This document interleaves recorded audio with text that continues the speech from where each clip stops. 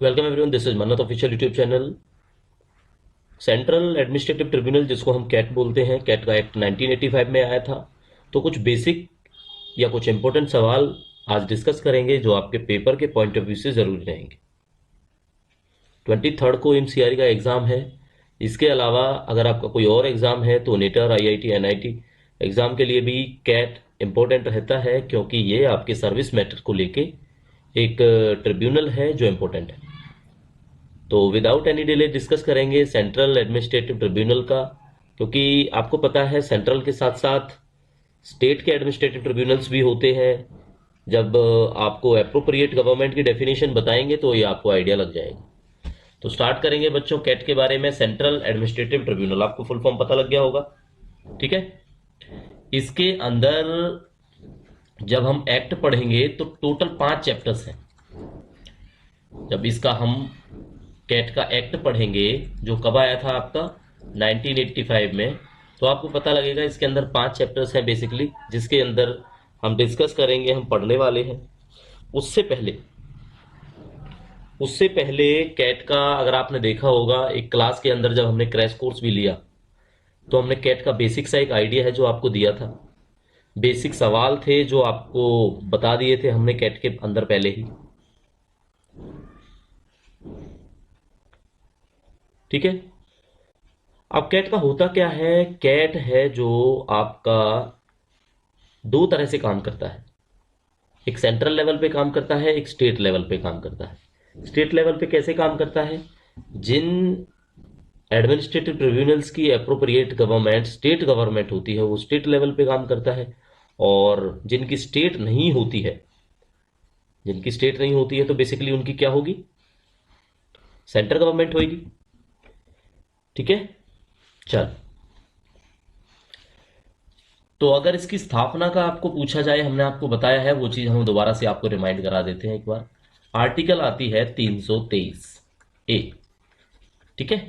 तो अगर आपसे कोई पूछता है भारतीय संविधान के किस आर्टिकल के तहत इसकी स्थापना हुई है, तो यहां पे लिख लेना आप लोग इंडियन कॉन्स्टिट्यूशन। तो आपका जवाब क्या रहेगा? 323 ए के तहत इसकी स्थापना हुई है। कारण क्या है? वो मॉक में हम क्वेश्चन पूछ चुके हैं। डिस्प्यूट्स और कंप्लेंट्स को रिजॉल्व करने के लिए किसकी? रिक्रूटमेंट की या सर्विस कंडीशंस की, जो गवर्नमेंट एम्प्लॉइज अपॉइंट होते हैं उसके अंदर। तो सेंट्रल एडमिनिस्ट्रेटिव ट्रिब्यूनल काम करता है, कुल मिला के कोर्ट की तरह काम करता है ये, लेकिन किस में काम करता है? रिक्रूटमेंट के मैटर्स पर और गवर्नमेंट एम्प्लॉय के सर्विस मैटर्स पर यह काम करता है, ठीक है। इन्हीं चीजों को देखते हुए एक एक्ट की स्थापना की जाती है जिसको एडमिनिस्ट्रेटिव ट्रिब्यूनल एक्ट बोलते हैं 1985, जो हम आपको पहले डिस्कस करके बता चुके हैं, ठीक है। तो सवाल इससे जुड़ा क्या आता है? बेंचेस का पूछा जाता है, टोटल कितनी है, यानी कितने जगह पर इनकी बेंचेस हैं। तो टोटल देखो, अगर बेंचेस का सवाल पूछा जाएगा तो 19 बेंचेस हैं, ठीक है।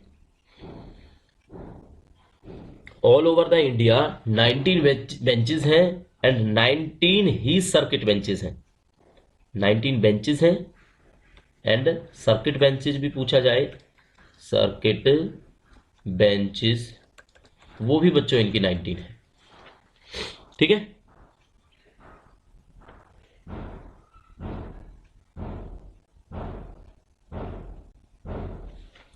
चलो, इनका जुरिस्डिक्शंस कितना बड़ा है? इनका जुरिस्डिक्शंस में अगर हम चेक करेंगे तो करीब करीब 215 ऑर्गेनाइजेशंस ये जो है डिफरेंट मिनिस्ट्रीज के, डिफरेंट डिपार्टमेंट्स के, सेंट्रल गवर्नमेंट के, इसके दायरे में आते हैं। तो जो दायरा है जुरिस्डिक्शंस है वो किस सेक्शन में बताया गया है? वो बताया गया है आपको सेक्शन 14 ऑफ 2 में।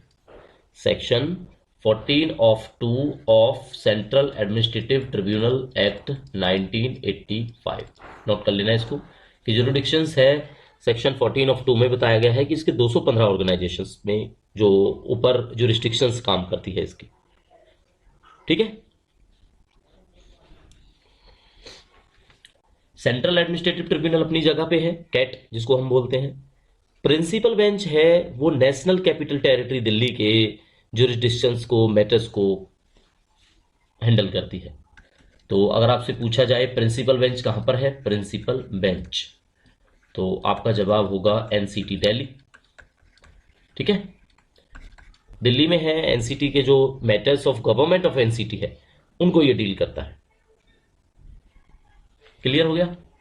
इनके जो है चेयरमैन कौन है? चेयरमैन, तो देखो बच्चों, इनके चेयरमैन हैं श्री जस्टिस रंजीत, श्री जस्टिस रंजीत वसंतराव मोरे, वसंतराव मोरे। रिटायर्ड जस्टिस हैं जो होते हैं इनके चेयरमैन। अब ये रिटायर्ड कहां से हैं? ये रिटायर्ड जस्टिस हैं आपके मेघालय हाई कोर्ट के, रिटायर्ड जस्टिस हैं मेघालय हाई कोर्ट के। ठीक है, कहां के रिटायर्ड जस्टिस है? मेघालय हाई कोर्ट के रिटायर्ड जस्टिस है। तो बाकी आपको सारा आइडिया हमने दे दिया किस तरह से ये काम करता है, किस तरह से इनके बेंचेस हैं, क्या क्या ये चीजें हैं। पहले क्या होता था, ये केसेस भी एक तरह से आप मान के चलो कि कोर्ट में डील होते थे, तो सर्विस मैटर्स और रिक्रूटमेंट्स के मामले में एक काफी डिले भी देखने को मिलता था, क्योंकि ऑलरेडी सिविल कोर्ट्स में काफी सारे केसेस होते हैं। फिर इसकी स्थापना है जो की गई। ठीक है,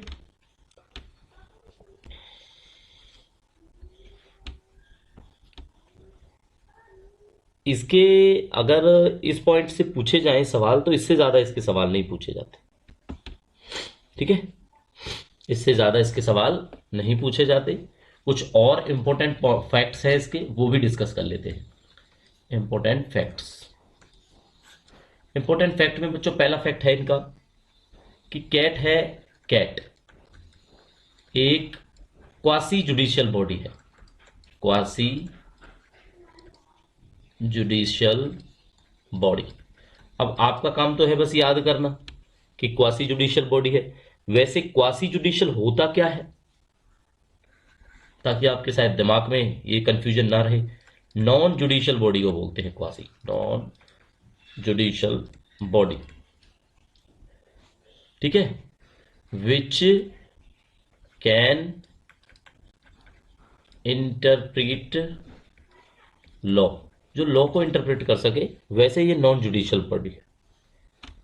ठीक है, तो आपको एक तो ये आइडिया लग गया कि ये क्वासी जुडिशियल बॉडी है। सेंट्रल एडमिनिस्ट्रेटिव जो ग्रीवेंसेस हैं सेंट्रल गवर्नमेंट के एम्प्लॉयज की, स्टेट गवर्नमेंट के एम्प्लॉयज की, उनके लिए इसको बनाया है ताकि स्पीडी उनका जो है और इफेक्टिव रेमेडी हो सके, उनका जल्दी काम हो सके। ठीक है, चलो मेंबर्स की बात करेंगे तो देखो एक्ट के अंदर हमें वैसे इंफॉर्मेशन मिल जाएगी, एक्ट के अंदर भी पढ़ सकते हैं हम ये चीज, लेकिन हम फिर भी पढ़ेंगे। 70 मेंबर हैं, 70 मेंबर हैं विद 1 चेयरपर्सन, चेयरपर्सन। ठीक है, इन 70 में से बच्चों 34 तो जुडिशियल बैकग्राउंड के, जुडिशियल, और 35 जो हैं, 35 होते हैं आपके एडमिन बैकग्राउंड के, एडमिन बैकग्राउंड के। क्लियर हो गया?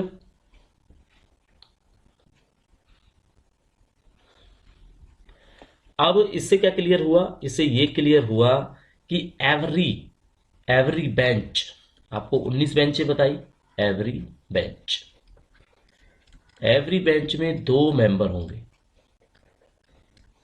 2 मेंबर में एक तो होगा आपका जुडिशियल और एक होगा बच्चों एडमिन। ठीक है, बैकग्राउंड और ये भी बैकग्राउंड, 2 मेंबर होंगे, एक जुडिशियल होगा और एक आपका एडमिन बैकग्राउंड होगा। ठीक है,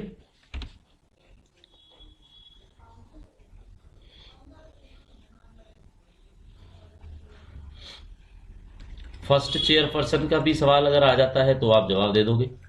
फर्स्ट चेयरपर्सन ऑफ कैट, तो फर्स्ट चेयरपर्सन थे वो थे जस्टिस अमिताभ बनर्जी। ठीक है, फर्स्ट कौन थे? जस्टिस अमिताभ बनर्जी। और अभी जो है ये 13th है बच्चों, याद रख लेना, ये भी 13th चेयरपर्सन का हो, चेयरमैन का हो, ठीक है, ऑफ कैट। ये हमने अभी आपको बताया था, जस्टिस रंजीत वसंतराव मोरे। ठीक है, 2022 से ये बने हुए हैं और अभी तक ये बने हुए हैं। ठीक है, पावर्स के मामले में अगर बात करोगे तो पावर इनकी ऐसे होती है जैसे हाई कोर्ट की होती है। आपने बस यही याद रखना है कि पावर कैसे होती है, पावर इनकी लायका हाई कोर्ट होती है। चल, तो देखो ये तो था ओवरव्यू। अब जो हमारा मोटो है, थोड़ा सा आपको कैट के एक्ट के बारे में पढ़ाना है। कैट के एक्ट के बारे में पढ़ाना है। तो एक्ट में टोटल चैप्टर हम आपको बता चुके हैं 5 है। तो सबसे पहला ये है कि ये अप्लाई किस पर होता है, अप्लाई टू, किस किस पर अप्लाई होता है? Whole India except J and K, Jammu Kashmir को छोड़कर पूरे के पूरे इंडिया पर ये लागू होता है। ठीक है, नॉट अप्लाई टू, किस पर अप्लाई नहीं होता, अब ये पढ़ लेना है। तो देखो, एक तो आपके डिफेंस पर अप्लाई नहीं होता। डिफेंस में क्या? नेवी, आर्मी का हो, मिलिट्री का हो, एयरफोर्स। ठीक है, एक तो इन पर लागू नहीं होता। एक लागू नहीं होता सुप्रीम कोर्ट का अगर कोई एम्प्लॉय है तो, सुप्रीम कोर्ट, हाई कोर्ट। ठीक है, क्योंकि ये ऑलरेडी जुडिशियल बेंचेस हैं। एक सेक्रेटेरियल स्टाफ अगर होता है किसी विधानसभा का या पार्लियामेंट का, लिख देते हैं पार्लियामेंट, लेजिस्लेचर होता है विधानसभा। ठीक है, यूटी का भी कोई सेक्रेटेरिएट है, अगर उसके अंदर भी कोई काम करता है तो उन पर भी ये कैट का जो है जुरिस्डिक्शंस है वो लागू नहीं होता है। तो इतना क्लियर हो गया, अभी इतना आपको समझ में आ गया। अब देखो हम क्या पढ़ेंगे। अब कुछ इंपॉर्टेंट डेफिनेशंस के अंदर से हम देखने वाले हैं जो हमारे काम की चीजें। कहीं पे ट्रिब्यूनल लिखा मिलेगा तो इसका मतलब वो है सेंट्रल एडमिनिस्ट्रेटिव ट्रिब्यूनल। ठीक है, एडमिन मेंबर का हमने बताया था, जो भी एडमिनिस्ट्रेटिव मेंबर है वो जुडिशियल नहीं होता। ये तो क्लियर है ना, not a judicial member. Clear हो गया, जुडिशियल मेंबर नहीं होता।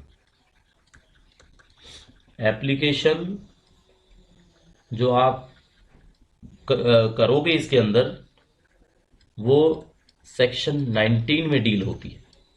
जब इस एक्ट के हम सेक्शंस पढ़ेंगे तो सेक्शन 90 में एप्लीकेशन के बारे में कि किस तरह से आप कैट में अप्लाई कर सकते हो।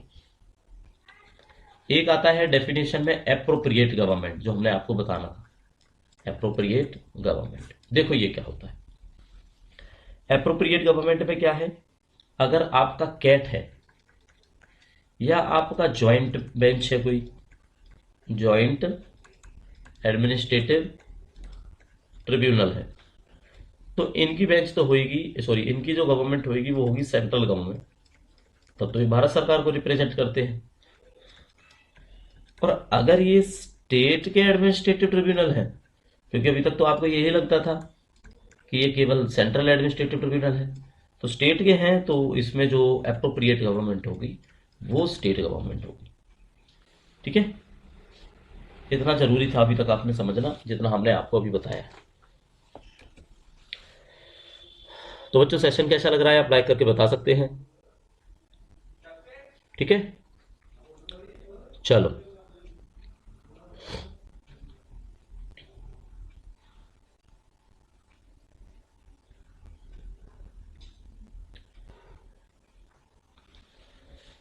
अगर एक्ट में कहीं पे सर्विस का पूछा जाए, सर्विस, तो इसका मतलब होगा, इसका क्या मतलब होगा? With in India. ये तो होगा ही होगा, आउटसाइड इंडिया भी होगा। ठीक है, मतलब इनके जो दायरे हैं, अगर सर्विस का वर्ड लिखा होगा तो सर्विस का केवल ये मतलब नहीं है कि service with in India, service का मतलब ये भी होगा कि ये आउटसाइड इंडिया को भी डील करता है। ठीक है, लेकिन करेगा तो इंडियन सर्विसेज में ही। चलो, अब कुछ चीजें ऐसी हैं जो हम लिखेंगे नहीं। सर्विस मैटर्स, हम भी जब क्लास को स्टार्ट करते हैं तो बताते हैं कि मन्नत official YouTube channel, CCS rules और सर्विस रेगुलेशंस। तो सर्विस रेगुलेशंस का मतलब ही सर्विस मैटर्स है। तो कौन कौन से मैटर्स आते हैं? पेंशन आते हैं, रिटायरमेंट बेनिफिट आते हैं, कोई अलाउंसेस आता है ना, आपकी सीनियोरिटी, प्रमोशन, रिटायरमेंट, कंफर्मेशन, ये चीज़ें आती हैं, लीव्स आती हैं, डिसिप्लिनरी मैटर्स आते हैं, सीसीएस सीसीए रूल आता है, और भी कोई मैटर है वो आता है। तो सर्विस मैटर का यही मतलब होता है। तो अगर पेपर में पूछा जाए कि कौन कौन से हैं जो सर्विस मैटर है, तो आपको पता होना चाहिए एवरीथिंग सर्विस मैटर है। ठीक है बच्चों, चलो,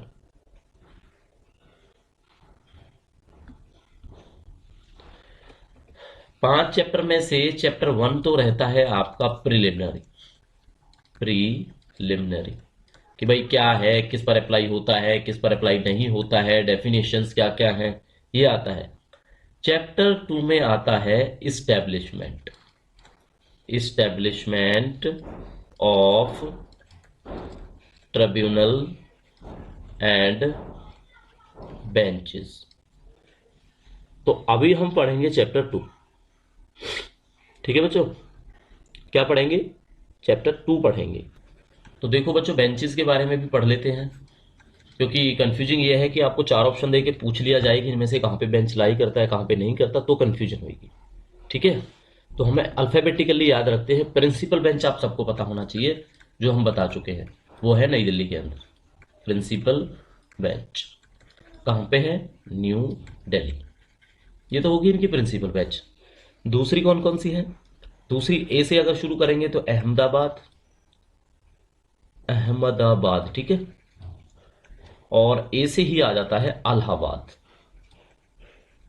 तो ए वाले में तो ये दो ही है। बी में अगर आप देखोगे तो बेंगलोर है। ठीक है, सी में आप देखोगे तो चंडीगढ़ है। डी में आप देखोगे चंडीगढ़, सी में तो बच्चे और भी हैं, 3 है चंडीगढ़ में, चंडीगढ़ में नहीं, सी में चेन्नई है, कटक है। कटक, कटक कहां पर है? उड़ीसा में है ना। चेन्नई तमिलनाडु में है, और तो बताने की जरूरत नहीं पड़ेगी। तो सी वाले यहां पे ये 3 आ जाएंगे। ठीक है, इसके बाद ई में देखेंगे, ई में एक है, वो है एर्नाकुलम। एर्नाकुलम, तो एर्नाकुलम आपका केरल के अंदर है, एर्नाकुलम बेंच। दूसरा है आपका, एफ से कोई नहीं है, जी से आपका गुवाहाटी है, एच से आपका हैदराबाद है। ठीक है, और जे से आपका जबलपुर है, जे से ही आपका जयपुर है, जे से ही आपका जम्मू है। अब कुछ बच्चे कहेंगे सर आपने तो बोला था कि कैट के परव्यू में नहीं आता जम्मू। आता है जम्मू। ठीक है, और जम्मू के साथ साथ जो बेंच है जम्मू की, ज़्यादा टाइम नहीं हुआ जब से ये परव्यू में आया है, लेकिन अगर आप एक्ट पढ़ोगे 1985, तो एक्ट तो उसी टाइम पे बन गया था, उस टाइम पे परव्यू में नहीं आता। इसलिए हमने बोला है कि एक्ट के हिसाब से पढ़ाएंगे तो आपको नहीं बताएंगे। वैसे आप ये दिमाग में मत रखना कि वहां पर बेंच नहीं है, जम्मू के अंदर बेंच है। ठीक है, चलो, जैसे जोधपुर आ जाता है, के से बच्चों कैलकाता आ जाएगा, एल से लखनऊ आ जाएगा, एम से मुंबई आएगा, फिर आपका बिहार का आ जाएगा पटना, और फिर आएगा श्रीनगर। तो याद करो, जम्मू एंड कश्मीर के अंदर तो 2 हो जाएंगे, ये रहा, जम्मू भी और श्रीनगर भी। ठीक है, 2 बेंचेस हैं जम्मू एंड कश्मीर के अंदर, जम्मू में और श्रीनगर के अंदर। तो टोटल बेंचेस के एटलीस्ट नाम आपको पता होने चाहिए कि अगर हो सकता है आपसे पेपर में पूछे कि कौन कौन सा है जिसमें से बेंच लाई नहीं करता, तो आपको पता लग जाएगा। ठीक है।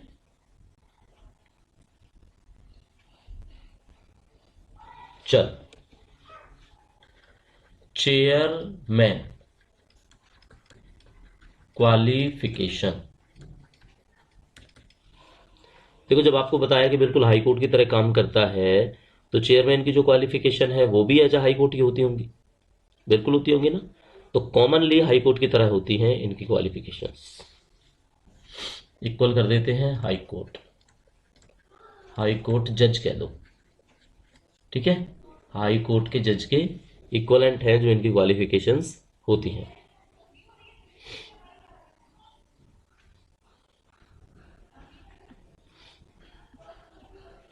इनका टर्म देख लेते हैं बच्चों, कितने साल तक ये सर्व कर सकते हैं। टर्म की अगर बात करेंगे तो चेयरमैन होल्ड कर सकता है ऑफिस को 5 साल तक, तो 5 इयर्स का इनका टर्म होता है।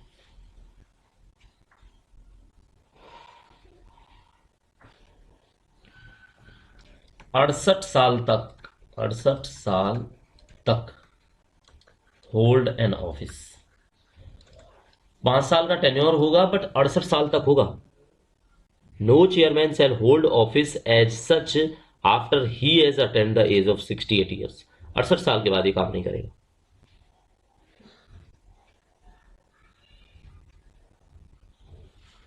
कोई भी मेंबर है, मेंबर, उसका टेन्योर 5 साल है, एंड एक्सटेंडेबल भी है, एक्सटेंडेबल 1 more 5 साल, 1 more 5 years, 1 more 5। तो 5 साल के लिए एक बार और एक्सटेंडेबल है जो इनका टेन्योर है। तो थोड़े से सर्विस कंडीशन हर जगह पे अलग होते हैं, इसलिए इनको पढ़ना जरूरी है। चेयरमैन और मेंबर की जो सर्विस कंडीशंस है वो सेम है जैसा हमने बताया था, क्योंकि चेयरमैन भी आपका एक मेंबर ही माना जाता है कैट का, भले ही वो चेयरमैन है लेकिन है तो मेंबर। तो जजेस ऑफ हाई कोर्ट के जो एप्लीकेबल रूल्स हैं, कंडीशंस हैं सर्विस की, वो इनकी एज इट इज। जब भी ये रिजाइन करते हैं चेयरमैन, तो किसको करेंगे रिजाइन? To president. किसको करेंगे रिजाइन? टू प्रेसिडेंट करते हैं। तो ये एड्रेस करेंगे अपना लेटर तो प्रेसिडेंट को ही लिखकर देते हैं। क्लियर है? तो देखो, अभी सेक्शन की बात की जाती है तो शायद सेक्शन का आप याद रखेंगे।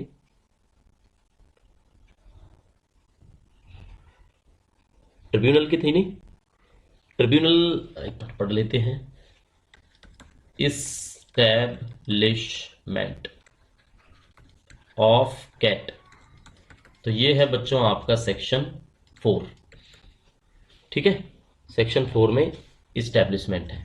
Composition, composition of tribunal and benches, ये है इनका सेक्शन 5। एक्ट के अंदर पढ़ा रहे हैं हम तो आपको, तो एक्ट के हिसाब से ही बताएंगे।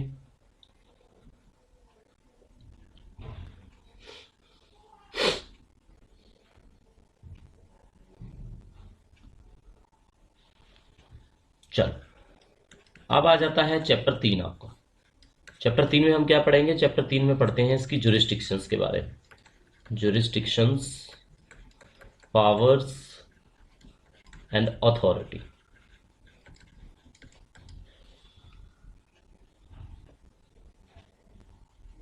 तो जुरिस्डिक्शंस आपको बता दी, ऑल ओवर द इंडिया था, लेकिन जम्मू कश्मीर को एक्सेप्ट किया हुआ था, तो वो आपका लॉ के अंदर है। वैसे देखोगे तो उनके जम्मू और श्रीनगर में भी बेंचेस हैं जो काम करती हैं।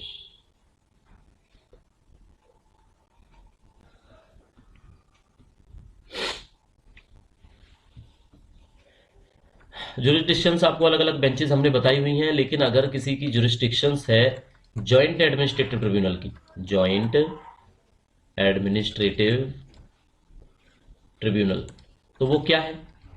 Administrative tribunal. तो उसकी जुरिस्डिक्शंस में वन एंड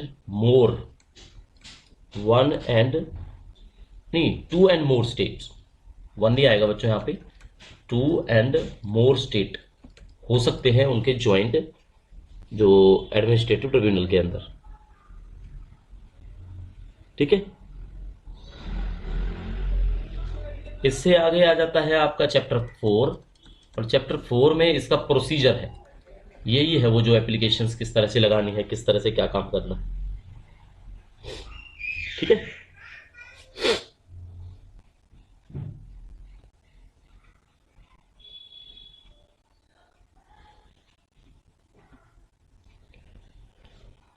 तो देखो अलग अलग सेक्शन है, सेक्शन वाइज पढ़ोगे तो लंबा पड़ेगा आपको ये। जैसे एप्लीकेशन टू ट्रिब्यूनल है, तो यहाँ पे लिख देते हैं हम एप्लीकेशन। ये हमने थोड़ी देर पहले आपको बताया था। तो एप्लीकेशन आ जाता है इनका सेक्शन 19 के अंदर। 20 में क्या पढ़ाया जाता है कि एप्लीकेशन को कब एडमिट नहीं किया जाएगा, नॉट एडमिट टू एप्लीकेशन। तो ये हो जाता है जी आपका सेक्शन 20 के अंदर। ठीक है। फिर लिमिटेशंस हैं इनके, फिर प्रोसीजर्स हैं ट्रिब्यूनल के, कि भाई ट्रिब्यूनल पे कैसे काम करता है, कोड ऑफ सिविल प्रोसीजर्स क्या क्या हैं इनके, है ना।